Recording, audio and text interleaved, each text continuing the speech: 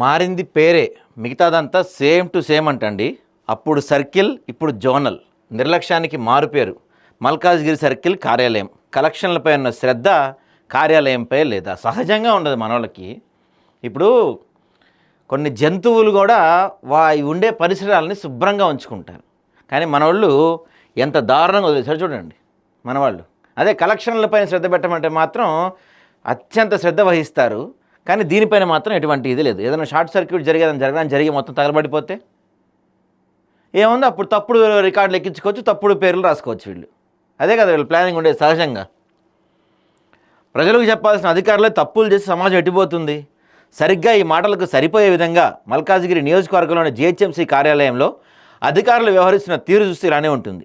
GHMC అంటేనే పారిశుధ్యం, రోడ్లు, వీధులు శుభ్రం చేస్తున్న అధికారులు మాత్రం తమ కార్యాలయాన్ని చెత్తకుండిగా మార్చి సభ్య సమాజానికి ఏం సందేశాలు ఇవ్వాలనుకుంటున్నారు?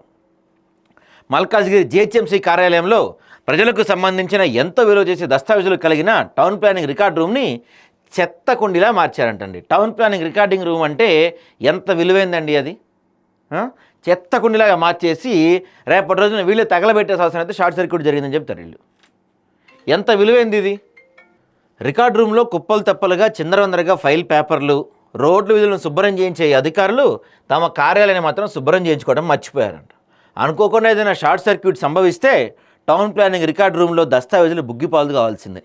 ఎందుకంటే సర్కిల్ కార్యాలయంలో అగ్నిమాపక సిలిండర్లు రీఫిల్లింగ్ గడువు ముగిసి 4 సంవత్సరాలు అవుతున్నా ఈ రోజు వరకు వాటిని ఎవరూ రీఫిల్లింగ్ చేసిన పాపాన పోలేదట.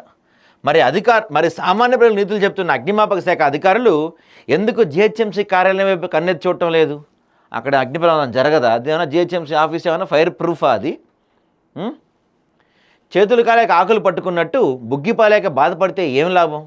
గతంలో సదరు టౌన్ ప్లానింగ్ రికార్డ్ రూమ్ అగ్నిమాపక సిలిండర్ అంశాలపై కథనాలు వచ్చిన ఇప్పటికీ వాటిని పట్టించుకోలేదంటే మల్కాజ్గిరి జిహెచ్ఎంసీ కార్యాలయంలో అధికారులకు వారి పని పట్ల ఏ పాటి శ్రద్ధ ఉందో ఇట్టు తెలిసిపోతుంది. మరి ఇప్పటికైనా జిహెచ్ఎంసీ ఉన్నతాధికారులు సంబంధించిన మంత్రి మల్కాజ్గిరి కార్యాలయంపై ఒక నజర వేయాల్సిన అవసరం ఎంతైనా ఉంది. ఇప్పటికైనా పట్టించుకుంటారా? పూర్తిగా తగలబడిపోయిన తర్వాత ఆ బూడి తీసి ముఖాన్ని రాసుకుంటారా? చూడాలి మరి.